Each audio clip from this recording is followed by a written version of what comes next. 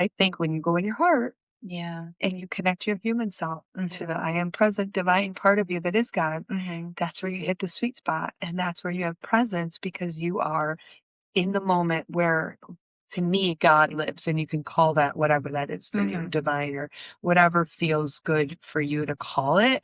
I'm not afraid of the G word, but I don't follow a dogma or a thing. Yeah. I could go in any church. And if I like what the minister, the priest, the clergy is saying, I'll open up to it. If it doesn't resonate, I close my eyes and I go in there into my sacred heart and go myself to Mhm. connect. And that's again Yeah. all You're just not my judging. You're opinion. just doing your own thing. And everybody has their own, that is such a personal thing.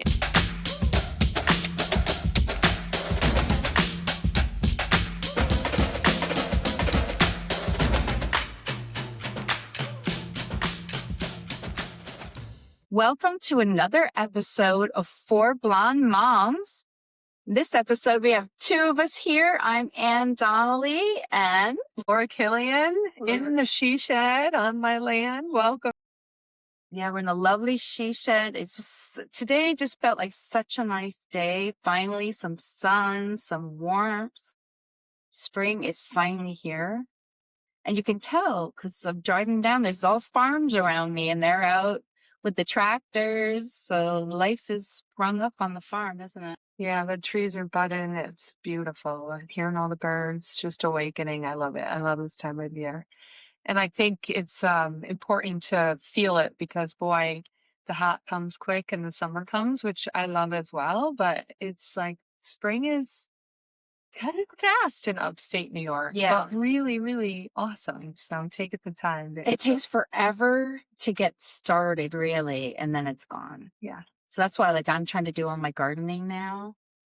And it's like one bad weekend and I can't do it, and then it's just like weeds everywhere. Yeah. Like, I've already got a bunch of weeds already. And I'm like, damn, why don't they give me some time? Yeah, time is a thing. We were just talking about the astrology and how following your rhythm and how making sure you take the time to really be in the present moment. And I feel like if you're not paying attention, spring can come in a blink. And like you said, if you don't get the mulch down and you don't hit the things planted, all of a sudden everything's grown over and it's a big fat pain. But really, like, enjoying the mulching, enjoying instead of just getting it done so I can look at it so I can do one more thing. And we're at a time now. Sure. Yeah.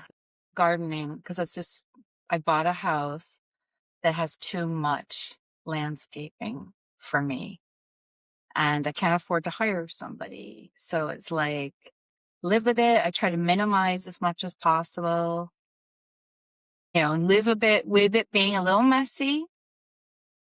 Yeah. Yeah.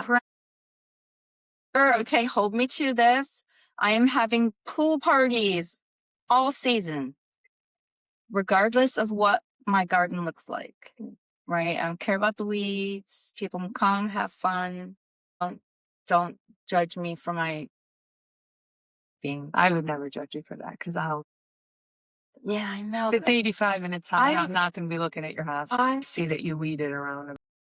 I have about one party a summer because that's the thing. I'm like, oh no, it's not good enough yet. And then all of a sudden it's the end of the summer and I'm like crazy trying to make it look a bit nice around the pool area. And if it's at night, then they're not going to see as much. Now, that was the snake year. That's We're in the horse year terrible. now. Yeah, no more perfectionism, no more grind, no more pressure, No, man. no more not following your soul's light. Yeah. Present moment. But I really struggle with that though. So Laura's going to do a job on me here. No, but I really do. And I've overcome a lot. And this session is going to be about mindfulness. So get ready. Because we're two people that have gone on our journeys and I think we're kicking ass now. So Yeah, listen to us because I'm going to tell you some good stuff. But I just always, when it comes to the house, when it comes to the yard, I just really have an issue with that, like worrying. And so the guy that I bought the house from lives next door to me and he kept it beautifully. right. But he's retired now. Now, I don't know how he did it before. And he said he struggles. right? And it turned into a big job. And that's one reason why they wanted to move. And now his new house is becoming as much of a landscaped oasis as mine is. Yeah. But he's always telling me, and a slave to it. And, he's always giving me good, like, motivational talks and stuff. But I'm still like, oh no, Jim must think. Well, so that's the thing. It's so funny how we came up with this mindfulness word because it's actually getting out of the mind. So mindfulness is paying attention to the actions of the Yes. mind, but it's actually the heart that does. So we need to put the mind in the passenger seat and let the heart drive. Because if you don't, the mind's ruminating what's next, what do I have to do next, how does it look, what does he think, why did I buy this place, there's so much, what am I going to do, Yeah. when are the weeds coming, uh-oh, it's going to rain Saturday. And if you were in your heart and getting out of the mind, because the mind is full of if you were in your heart and you were like, what do I feel like doing today? I'm going to have a cup of tea, I'm going to go sit for a minute. And like, what's my why? Why do you want your gardens to look good? Is it so the neighbor will say it looks good, or does it make you feel good? So what's your why? Because then if you're there and you close your eyes and you get back to your why, well, the why is when there's the colors in there and I'm in the pool on my float and the colors are really kind of like rainbowy chakra colors. Like, is that your why? Because then it's going to motivate you to go, and I'm gonna put them like this, and I'm just gonna do this section today, and that's good enough. And then it becomes like you're present to it, almost where you might even get a little lost in it because you're not in your mind. Checking your chats here. You're not seeing what you got to do and respond to later, but you're right there in that moment and just chunking it out so it doesn't feel so overwhelmed. Yeah. Because looking around, if it's that big and beautiful, and I haven't seen it yet, it may just be overwhelming the mind because you're making up stories about it. But I really, I do like your hands in the dirt. Do you know your? I do a bit. And it's so funny. It's like, for me, it's the resistance to start, right? The resistance to get started. And then once I get out there and get going, I think part of it is because I'm not great at it, you know? All right. Like, I guess all people kind of have a little resistance to something that they're not great at, you know? But, yeah, because like I kill plants and all that, but still, it's like, but like he has done such a good job too. So in a way, I want to honor him. Ones that's not your job. I know, but he's done such a great job. Yeah, And he like, did because that was his log and how he yeah, wanted. and like, so all throughout the season, there's new things coming up. Like, he's done an amazing job of that. And like, when I lived in Ireland, I tried to do nice gardens around our home and everything too. And I tried to do vegetables and things like that. I read all up on it. I'm crazy like that. I'm so, and like, I'll plan, and then never get it done. So now, and it's like, I'm using AI. AI has been really helpful because it will say, just go out, do 15 minutes, just pick up those branches. Because I speak into my AI and I look out the back window and talk about all the different things that need to be done. And I'll say, what would be the best order to do them in so that I'm not. Yeah, sometimes if you do things in the wrong order, you're doing. Yes, and or if there's too much and too much overwhelm, you're kind of all over the place. Yeah. But really, like, again, I'm always going to come back to presence because that's really the only thing. No, you're right. I should just be enjoying. Yeah, presence is right But now. there You and I for. sitting here is the only thing. That's what it's there for. It's not like a stately garden that people are paying to come see. And what are your most productive hours? Yeah. Ayurvedically speaking, which Ayurveda, the science, you can Google it. It's the sisterhood to yoga, but it teaches us about our elements. And the air part of you is the creative. The air part of you is that can go do and marketing and emails and do this beautiful job of attracting people to that. I mean, that's like your creativity. Yeah. And your call to flowers is part of that creativity. But air doesn't usually have that fire to complete as naturally.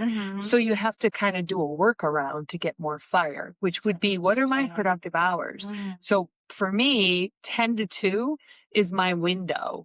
After 2 o'clock, I'm kind of like dribble, dribble, dribble, Yeah. and in the morning, I got a little bit of a slow start. And part of that is, now being 54. So what are your productive hours? So let's say your productive hours are the same, 10 to 2. 10:30 to 1 o'clock today, I'm going to shut off my phone, put on my 80s music, whatever would be me. I'm going to get out there, or maybe you want it quiet. Start, but I'm going to start with presence, and I'm going to give myself that sort of uninterrupted time because that's your productive hours. Then maybe you're hungry or thirsty or you need a shower. And, as you start to kind of come down with it's, again, it's called mindfulness, but it's really presence and being in your heart and doing what feels good in the moment and the rhythm. And it sounds like la la la to some people, like we got to get out there That's and why do we're it. But having this conversation. Because I used to think that it was all like, oh, that new agey stuff. yeah, And then I realized work harder, get it to it's always beat me, yourself up, right? take out the baseball bat, feel shame for it. What's wrong with you? Why are you not there yet? Right. Useless. And the fact that, I don't know if it's you can control how you feel. I don't want to use the word control. Would be a good word for it. How do I not use the control word? It's like through your thinking. You manage your thinking, and that's manages how you feel about yourself versus the other way around. It's not that you feel bad about yourself and then you think something bad. It's because you're thinking something bad. You feel bad. Where if you're thinking better thoughts about yourself and you're feeling better, and it just manifests better. True. So the power of positive thinking is really what you're speaking to, which is a great place to start. But the mind is duality based. Mind is right, wrong, good, bad, should, shouldn't. It's meant to say, hey, Laura, don't cross the road. There's a car coming. I shouldn't cross the road or I'm probably going to get hit. Right. But the problem is where our heart says, wow, this is like, look how grateful. And I can feel like I walk out my back door and there's how can it not feel like nature is there because it's nurturing you and all the different colors and all the different species. And so to just feel present in it is the heart. And the heart doesn't have judgment. The heart doesn't say, this is really beautiful, and you should get your butt inside and get more work. The heart doesn't say that. The heart just enjoys the moment. Enjoy the moment. It enjoys people. It enjoys pleasure. It enjoys alone time and quietness and stillness. And it's why people go to the mountains or they go to the oceans or they look out on a farmland and they see a bald eagle in the tree and they're like it's just doesn't need to do anything. It just makes you feel like everything's going to be okay. So how did you get to this point where this is so natural for you? Practice. From when did you start? So, wow, when did I start? So I worked for a dentist in Ballston Lake, Dr. Roselle, great guy. And it was the early 90s. And he had cassette tapes of Wayne Dyer. Oh, And like this series. And he had a little, like, put it in your car, put the audio cassette in. And I was like, can I listen to those? And he was like, sure. And he gave me the cassette thing to listen to in my car. what's this? This was in 1993. So Wayne wasn't just because at first he was like a motivational speaker. Yeah. More than a mindfulness. Yes. He started as Power of Positive Thinking, really, and his voice and his story and his teachings just resonated. And I would go back and be like, I'm done with this cassette tape series. Can I have there'd be 8 or 10 in a thing. And then he'd give me the next one and the next one. And I just soaked it up, which just led me on my path. I mean, was a dental assistant then. I went back to hygiene school and I had to take communications in English and I wasn't, and I wrote an essay on the mind body connection and he like gave me a D and he was like, he said, there's no scientific. Oh. I was like, oh man, where is that? It's everywhere. And so I just followed the breadcrumbs, stayed present and just listened to more. And then Yolanda Van Zant was a coach and she Yes. was an Oprah. One of my I big read moments is her. until today. I read that daily reading like for years and years. And then met a group actually in Glens Falls called the Holistic Healthcare Network Group. And they were early out. This was in 2004. And they were doing we would give samples of craniosacral and Pilates and Reiki and yoga and acupressure, reflexology, feng shui, things that were not as popular. And we would meet in the basement of the Gonzales Hospital. Oh, wow. Dana Russell of the Salt fame, she was there as a massage therapist, and we would give samples to people.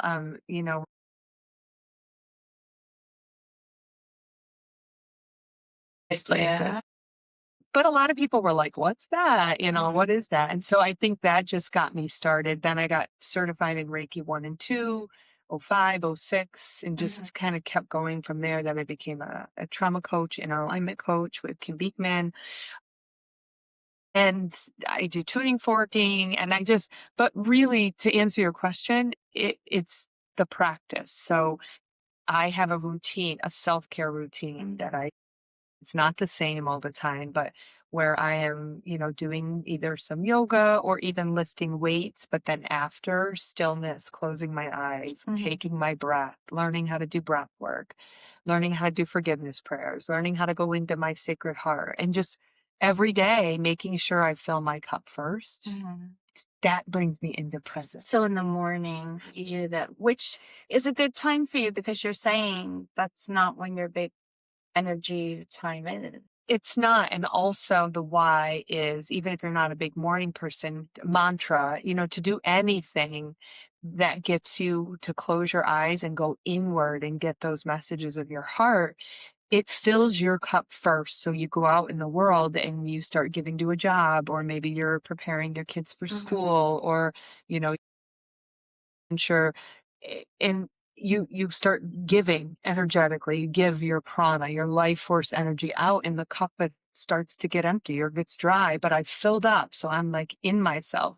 So I'm less likely to be triggered by getting stung by a bee when I'm out trying to garden, or, because I had taken care of me, or maybe I don't have like road rage that morning because somebody cuts me off, but I did my practices. So I'm in myself. Yeah. Well, over the years, that's just, I can't not do it. Short tempered, or I will be in my mind thinking thoughts. And not that I'm enlightened, I do have those moments, Yeah. but they're less and less because I will not give up that self care. Yeah. And that is really how it can start with positive thinking. It can start with an affirmation written in your bedroom or a vision of what you want your life to feel like. Like maybe you start writing a vision of like, what does it feel like when I'm in my backyard? There's ease, or like it's about guilt and shame, which is useless. Yeah. That's a whole nother podcast. But just presence. And I think when you go into your heart, it's like everything's going to be okay. And I think nature is another. Some people who go out for a morning walk, right? They're moving and they're not really connecting completely to their heart, like in a closed stillness, but they're smelling the air. They see that bird. That is, somebody might go out for a run. And again, they're burning off. Being outside, really, nature is like a natural healer. It is. I mean, this isn't us saving the land. The land is saving us. And that's why we need to like take care of it. So for me, it's come with a lot of work. Like I've done 20, 25 years of trying to practice over and over, and I fall off like doing it regularly, or I go on vacation and I quickly can feel like short tempered or irritated. Yeah, you My wonder mind why, and says, then like, oh yeah, I didn't do that this morning. yeah, Yes. I've gotten out of the habit actually, because for years I would listen to Abraham Hicks on YouTube every morning. Whatever came up, on YouTube, right in my feed. I figured that's what I need to listen to this morning. And I end up leaving it on probably while like when I'm in the shower, and because I just love listening to her and Abraham. Yeah. Um, and that would be sort of my morning. Right, and you let it Yeah. be organic, whatever came up. So Yeah. same thing with the garden. Like you go out and you just let it be whatever it's going to be today. So yeah, you get away from it and then you can't feel. So when did you start doing that? Like when do you feel like you stepped into mindfulness? Well, I was in Ireland, right? And I was going through tough times. I mean, it's just tough anyway when you're like away from family, not having a lot of friends. You're bringing up children. We had two businesses. We're trying to farm. Yeah. So there was so much going on. I wasn't very religious. That's something I also wanted to talk about.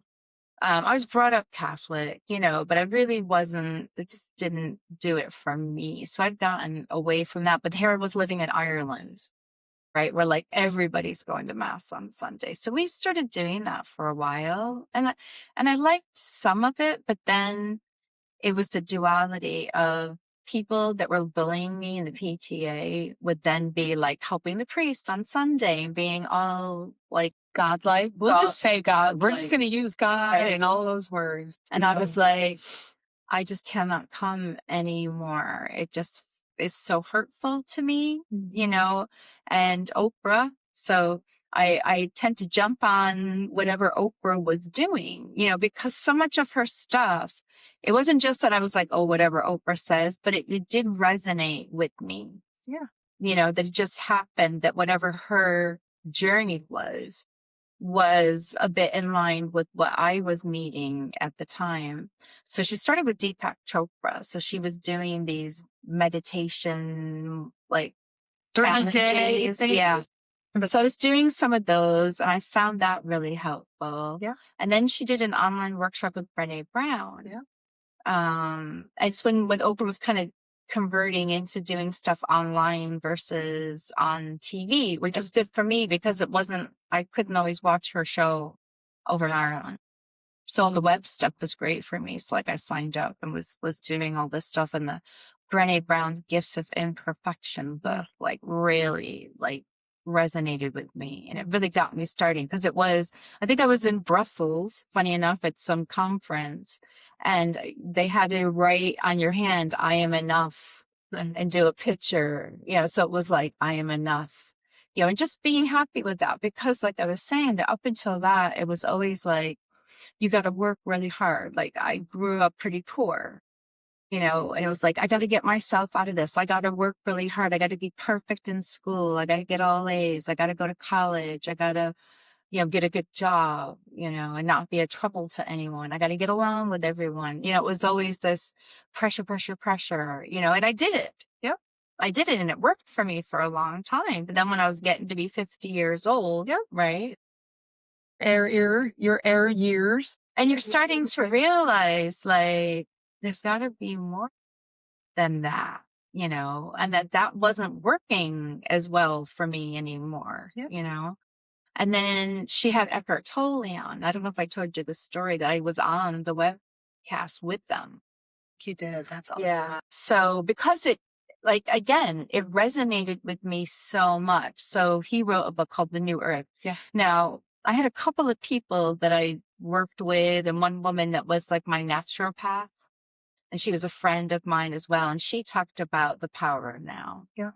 And another woman that was a client of mine, I did a website for her retreat center, and she had a link to Eckhart Tolle's website because he meant a lot to her too. So I was like, oh, this Eckhart Tolle. You know how when things come from various, you're like, I better go get the book. Yeah, you're like, I better listen to this. So his new book came out, A New Earth. Yeah. This was like 2003, 5, something like that. Yeah. And she was doing a chapter a week, and they were doing this online, her and Eckhart in the studio. And then it was the first huge webcast. And there was millions of people all over the world listening to it. And then I got on their online. So I was on the website. So I signed up and they had workbook and they had a place where you could ask questions. So I asked a question because I watched the replay, because live it would be like 2 o'clock in the morning. Yeah. So my husband at the time and I were out and we came into the house. I don't know where the kids were, but I had a message on my phone and there was a message on our landline voicemail. And it was, "This is the Oprah Winfrey team. We really liked your question. We'd like you to come on the show." So I was like, oh my God. So I got to be, but everybody else was on by Skype, but they were worried about the Irish internet being so slow. I was just on the phone. So you don't see me. It's just like Anne from Ireland and the little thing. And so my question was like, I'm really enjoying the book and getting a lot out of it and feeling that I was getting better at practicing presence. How do I discuss this with my children? Great question. So he was like, "Oh yeah," and he said, "But it's taking them into nature." Yeah, he was very big on that. He's very big on just being in nature. And he said, but don't say like, "This is an oak tree." It's called an oak tree. Like, because we get into using labels and thinking, well, that's what that is. Like, like a mom is one thing that you do, but you're not a mom, kind of thing, because then people then connect too much with that. And have like a false sense of what that is. So it's funny because when my kids and I used to joke, because just the way he said it in his accent is like, "It's not an oak tree, it's called an oak tree." And my daughter, she was little at the time, had done like a drawing of it, like of a tree, and like, "It's not a tree, it's called an oak tree." And I thought that was so cute. Edgar totally. He brought up the pain body, right? Yeah. That is And doing divine. a full body meditation. And that's one thing I used to do a lot more than I do. But the pain body is the mind's, right? How do we stop a pain body? We starve the negative thoughts. So back to the beginning when we were talking, like he teaches a pain body is an accumulation of energy that comes up and it feeds. Like you're not doing your part. Store, he's going to be mad. What a shame. You're not keeping up. That's the pain body coming up and just beating you over. And it's useless. And the way to stop that train is to start it with either that's not true, questioning, Questioning is a very good exercise. Or just that positive thinking of it's good enough. And my perfectionism when I was in school and I used to get A's. Do I need to do that? What is my why? Let's go back to like, what's my why? What's my reason? Why am I doing this? And why am I making this feel so hard? What am I going for? Because there's an internal feeling that you're going for. And it's the external thing being done and perfect is giving you what? Like at a girl from your friends, that's fine. That might make you feel good. Is it that when things are neat, it makes your energy feel like it flows better? Like you get to have your why. And nobody needs to judge that. And there's a childhood thing too. And it's funny because my brother came up from Maryland a couple of weekends ago. It was great. Because we don't get together that often. And we had all of us together, all the siblings together for a couple of events that he was around for. But he was staying at my house, right? And I knew he wasn't going to judge me. But I shared with him though, and I think this is one of my childhood things that is one of the reasons why I have a thing about this, is that because we lived in a house that had a lot of the owner of the house had done all this beautiful landscaping stuff, and my mother couldn't keep up with it. And I think she always felt the shame. So I always felt that from her, that she wished that she had the energy, the health, the money and whatever to do it better than she did. So I think that is still in there. Yeah, like a lineage. I need to get it out. That also is pain body. Because there's a communal pain. It's a lineage or expectation or not good enough pain body and it's lingering in there or something like that. So I'm always like, why didn't I just move into a scammer horn? But and people come and whenever anybody comes, like even like the National Grid guy, when they were putting in new meters and stuff, and he had to go in the back for some reason. And he was like, wow, this is beautiful. And of course, in my mind, I'm like, oh, weeds, And no, it is beautiful. It is. Thank you. And I've got Thanks. That's why I bought I've it. got at least 2 pairs of cardinals living there, so I've got the birds. I've got lots of birds. So Yeah. tomorrow you do your old school body scan that you Yeah. loved, and you go out there and you stand there, or you go do it out there, and then you open your eyes and keep it really simple. Because that grind and that pressure to me is going, Life's too short, right? I should know now at this age. And my time is short too. So it's like, why am I wasting time fretting over that and wasting my good energy on, you know? Yeah, how did we get into that? I mean, one of the things I see that um, is really I have to work hard, get the things, put it in retirement. I'm getting old. My body's going to shut down. I need enough money to, what was it, sit and eat TV dinners and watch TV at the tray table. And it's like, but then what? Like, so you did all that hustle, Right. but did you, I mean, they say the cliche, like, did you enjoy the ride? Right. Yes. Yeah. Because it's on your deathbed. You're not going to be thinking about How hard I work. worked. Yeah. That's true. But I enjoy hard work. Yeah, Like, if there's you presence. It's yeah. all back to Yeah. presence. And to me, the only way to get there is to close your eyes and bring it inward. And all you have to do is just learning how to breathe is the first. If you don't want to get into yoga or meditation, like just closing your eyes and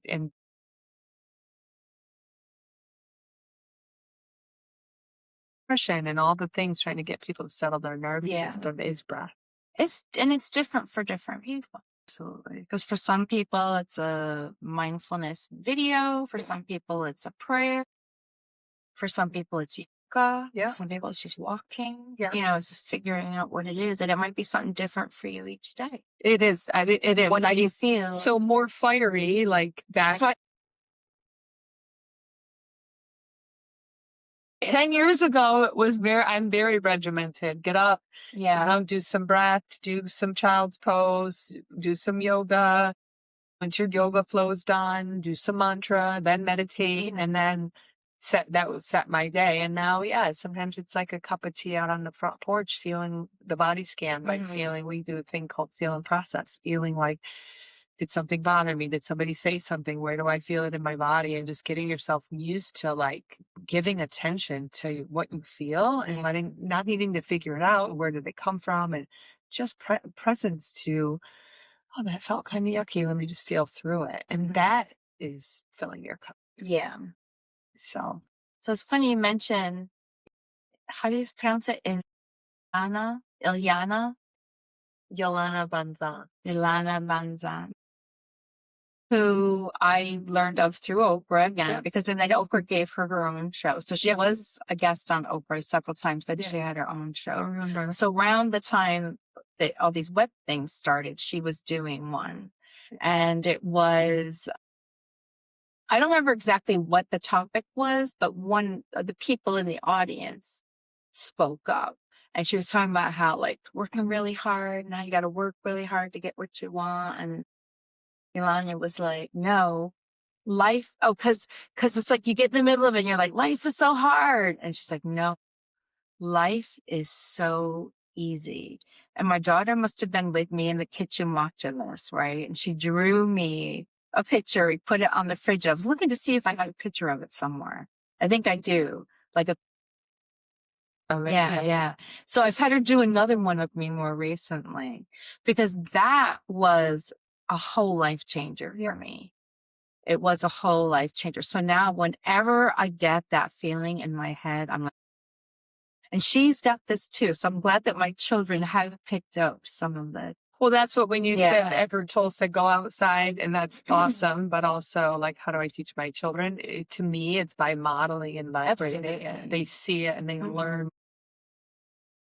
treating somebody else or how you take care of myself. Like, I never felt guilty for going and taking the time for me, because it helped me be more present with them. And so it was like, no, Yeah. it's actually okay to shut the door and say, I need 15 minutes, 10 minutes, 5 minutes. Like, Yeah. mom's taking care of herself. But I mean, I didn't Absolutely. do it in that early Yeah. years. And they'll tell you I was like burning them up and controlling them and screaming at them about Yep. the needs. And I Yeah. mean, totally. Well, like, and when I asked that question of them, it was a time when, like I said, we had two businesses. I was trying to run my own business and help my husband with his business, farming stuff coming up, and we didn't know what we were doing. So We- everything felt hard. Right. In a foreign country.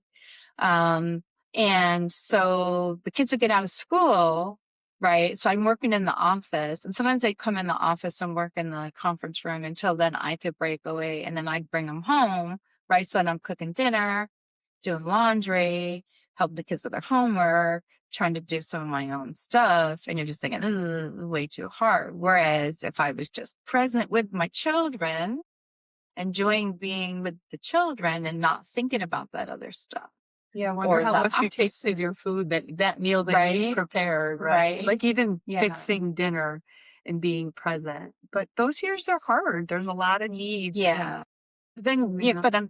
but yeah, so then getting more into the Eckhart Tolle thing, then I really started thinking better that, like, because you're not productive. Yeah. And it's funny because back then, right, I always think that I started this whole, you got to put on your own oxygen mask thing, Yeah. right? Yeah. Because around that time, I was writing about that. Yeah. And I was also writing about, wait, what was the other thing I was thinking? Something like that. Um, about, you got to take care of yourself. Yeah. Also, wait, I forgot what the other thread was. Dang. Oh, well, but that was an important one too. Well, that is But self-care. That's what we're talking yeah, about. but Right? in modeling this for your children Yeah. too, it's just so, Yeah. I mean, because that's walking the walk. And that's, I think, what you were talking about with the ladies at the PTA bullying you, but then going and being all spiritual or godlike, but not yeah. really being kind. I was going through that. That's, I was going through that also. yeah. I mean, That was that tough. feels hypocritical or Yeah. inconsistent would be a good Yeah. word, right? And there's judgment in there from, to me, that is the one thing as humans that if we stop judging each other, stay in their own lane and do their own thing, and we Yeah. just let them, because judgment is that piece Yeah. that you were, that couldn't have felt good. Well, trying not to judge them, because it was really tough. Because here I'm living in a foreign country, right? Now I'm pretty strong, right? So I'm the type of person that I would do that, because some people are like, oh my God, I could never move to another country, So I moved to another country. And then I was chairperson of the parent association. And then the local women were like, they weren't having the way. And they would stand up and talk over me in meetings. Like it was crazy town. It was crazy town. And I'm like, how is this happening? And then after the meeting, the other women will be like, oh, Anne, we're so lucky to have you because you stand up to them. But I'm like, I need you in the meeting to say this stuff, not after the fact, because I'm not going to take this meeting. Yeah, that's hard. It was just crazy. Yeah. Like I couldn't believe it was happening.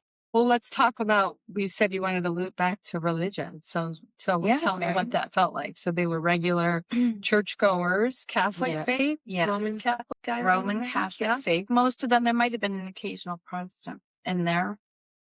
And it is so interesting in Ireland, right? Because the Catholic Church has had such an influence over the culture there, the way people feel about themselves there. And one of the reasons why I moved here was because my daughter was really bullied in school.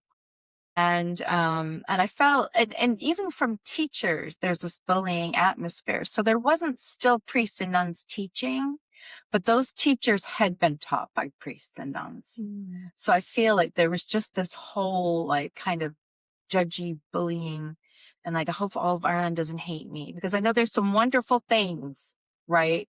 But I do feel a lot of people will understand that. Or even there was a movie with Cillian Murphy about there was abuse going on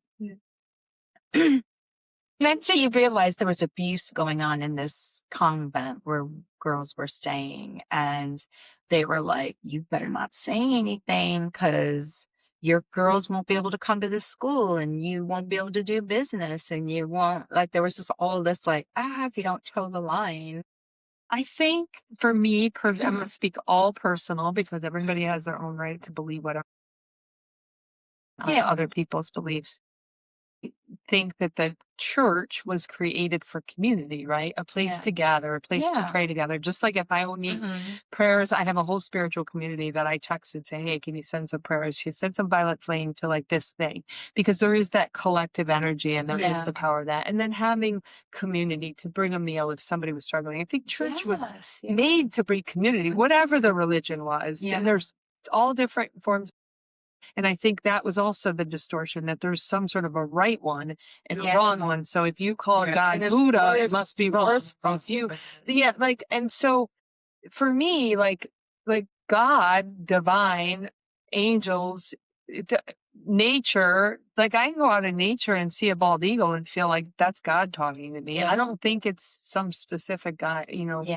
I actually think it's me because I am God. Yes. Because we are that. And When we you are feel oneness. first, We are, yeah. if we're from one, then we are a part of God. God is us, our I am present self.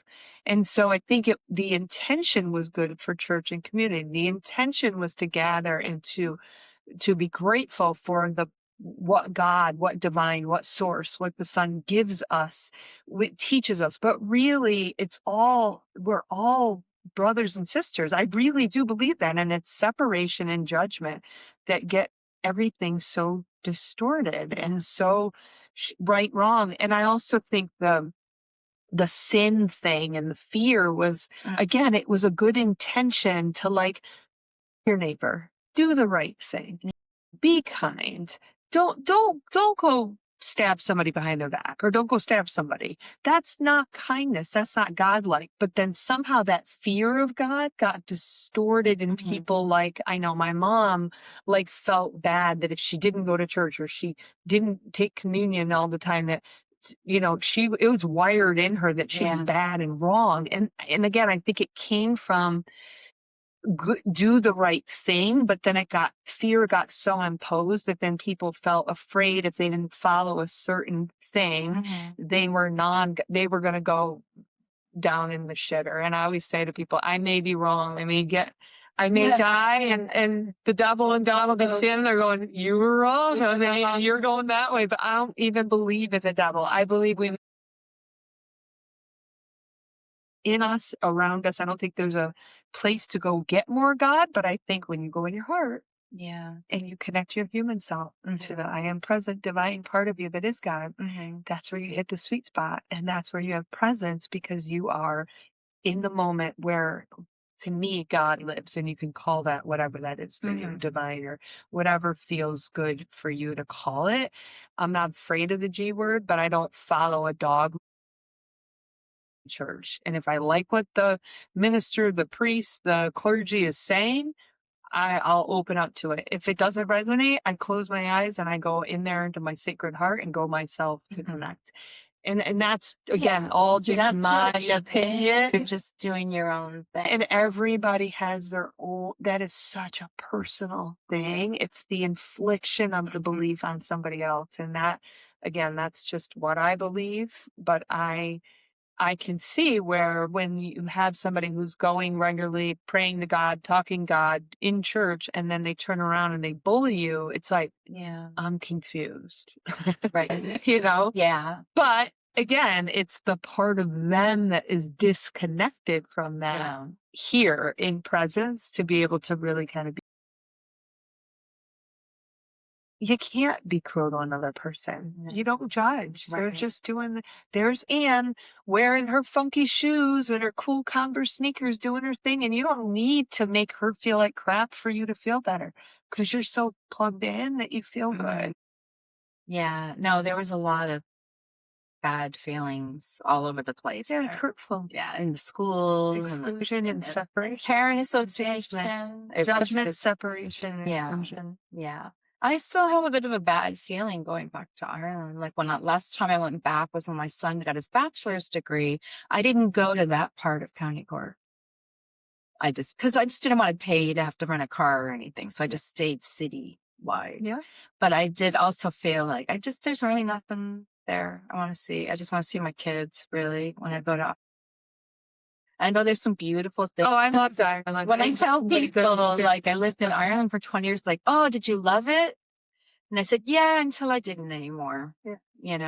and then I do have some bad feeling. And like when I watched I got really emotional watching that Cillian Murphy movie and my daughter didn't get it.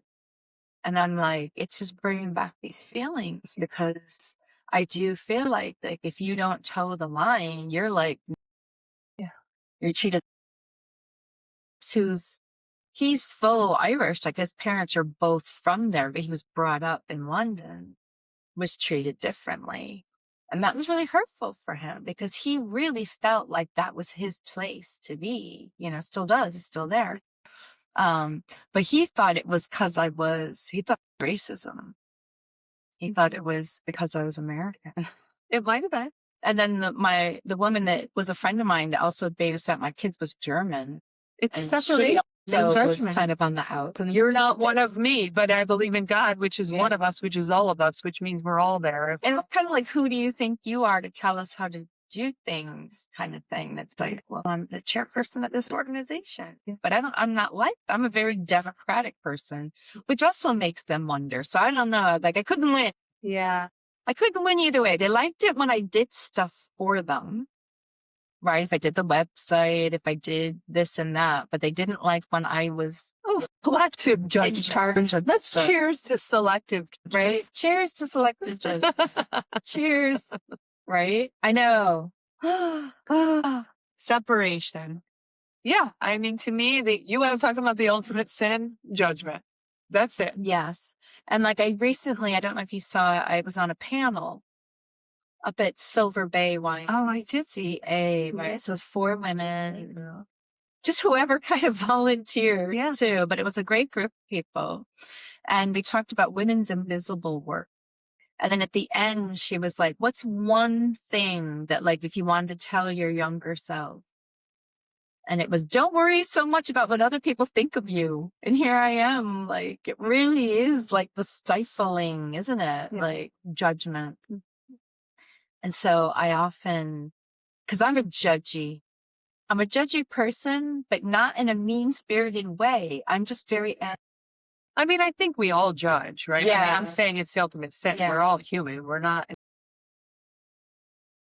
thinking it. I think there is the judgment and the hierarchy of like, I'm doing life better than you are, and I'm making choices better. It's like, okay, that's a judgment. But I mean, I judge when somebody's being a jerk and non-kind. So that's a judgment, I guess. I'm like, ooh, mean. Right. That's a judgment. Yeah. But I think it's more like resonance, right? If we can come back to like what resonates. I'm sorry, you can do your thing over there, but it just doesn't resonate with you. Yeah. The way you're treating me is not somebody I want to be around. Feel good. There's less judgment in that and more just no, thank you. Yeah. I get that.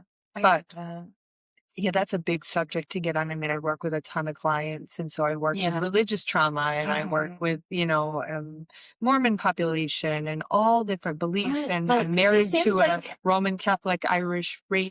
Kill you. Kill you in Ireland, family and all different beliefs and opinions and all just I don't know, it just would be really nice if we just let everybody have their own opinion. So when I work with a client, I'm always like, it's all welcome here too. Because to each his own, really to each his own. One of the things about religion that I always wanted to investigate it more, and I tried to get people, like for my podcast originally, of different kind of faiths to have this conversation, but it was hard to get everyone together. But I was at a conference for my dance fitness format, right? and it was the VIP brunch. So it was like the people that really wanted to better themselves in business as well as in the dance fitness world, right? And so the woman that started it is there. So it's nice because you get to spend some time with her too and hear about how she's done it herself. And, when we were talking about self-belief, and I was like, I wish you could bottle that and give it to me. And I know I must have some because I've come as far as I have, and one woman said her faith, that she knows Jesus has got her back. And she just knows that, like, Jesus has her back, that she could do anything, and that it's her faith that gives her that self-belief. I And I'm like, yeah, but how do I get that? Like, right here. I know, I know, I know, I know. It doesn't have to be Jesus. No, it doesn't have to be. It doesn't have to be And Jesus. sometimes you might not know. You can ask. So your free will could say, show me who my divine guides are. And again, it might be a version of your higher self. Well, it's not outside. It could be a version of your higher self. Yeah. It could be Archangel Michael. It could be an angel. It could be a bald eagle. It could be a ladybug. It could be, I love Jesus as well, outside of any dogma. It could be Mary Magdalene. It could be Lady Guadalupe, Divine Mother, which to me, they're, at least Lady Guadalupe, Divine Mother feel the same like essence to me. It could be, what is it? Archangel Uriel. Buddha is another, and I remember Ganesha, somebody said, I'm not going to pray to some elephant. What? To Oh, yeah. some Ganesha elephant. And I'm like, but if that's I don't know if it's Hindu or India culture, to me, that's just a symbol of what the divine feels. But if somebody sees God as that, why do you care? Yeah. Like when I get on an airplane and I'm doing my violet flame, which is, the divine power, the divine love, and the divine wisdom within that conception, the minute we're born. There's frequency of light, the element of fire transmutes and transforms. But when I get on an airplane, I see Buddha at the top of my plane, and he's like, let's go get in the sun and let's have a good time. And I see Archangel Michael on the wing, and he's like, I got this. I got this flight. I got these people. And Jesus is holding up the back, and sometimes So you got everybody on your because I want it, because I've asked for it, because I've brought it through my heart and my third eye and said, show me more of these divine beings. And again, they're a part of me. I am that. My higher self is a compilation. Why does it feel good? Because it feels like you've got somebody that's got your back. Yeah. But I don't really think it's separate from me. And I've asked for, who's Metatron? Show me more. Who's Archangel Raphael? Because I want to. I want as many people that want to hang out and remind me of who I am and that I am of God, first part of God.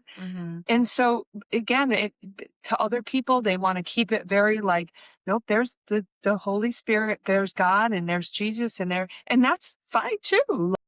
But I agree. Faith, it is very personal, but my faith has brought abundance and wisdom and love and self-care. It's literally the breath. Like it is. Yeah, that's a good question. Is a physical realm electrician, master electrician, farmer, on the board, bought up Roman Catholic, youngest of 12, hard worker.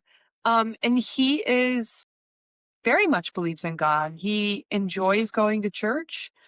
We don't go every Sunday. He probably would like it if I facilitated that. But when the kids were young and you had to like feed them puffs and keep them quiet and it was like stressful and I couldn't really go inward, I stopped loving that. Why am I here? I mean, I was just not even connected to myself. It just felt like it's so much to get there. But he's also very open to spirituality. He's not closed to it. He's not closed to anything I do. He's very supportive. And he's not one that like this about it. He Yeah. goes inward. I see him at church. He says his prayers.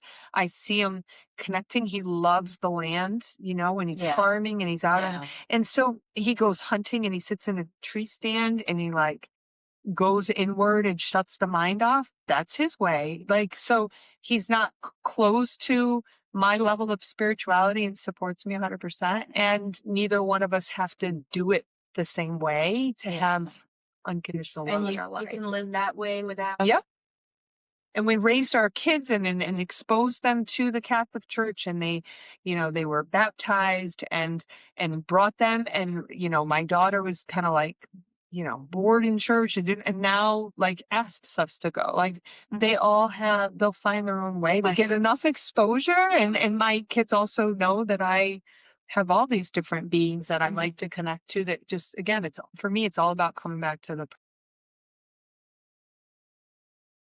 And so some days it's a masculine energy, some days it's a feminine energy, but it's still all the one. And it's To me, I'm a not afraid to journey. say. So this is the whole thing. Yeah. It's a journey. That's what we were saying. Like we were talking about our journeys today because it's not a destination. No, It's always kind of in flux, changing. It's not like I got to get to the end of this. right. It's being present and enjoying the moment. Exactly. It's the journey. It's the ride. Right. And not everybody has to be everyone's got their own journey. That's why I was curious about your husband, because like sometimes you've got to be with someone that thinks the same way you do and is in line with it. Or because I was battling a little bit, like I was saying, like my ex wanted to go to church on Sundays. You thought we should be taking the kids when they were like up for communion. You kind of had to take them or they wouldn't be able to get their communion, that kind of thing. Because like the school is not a Catholic school, but it is run and owned by the Catholic Church. So it's like a Catholic school. There's like an underlying kind of expectation. Yeah.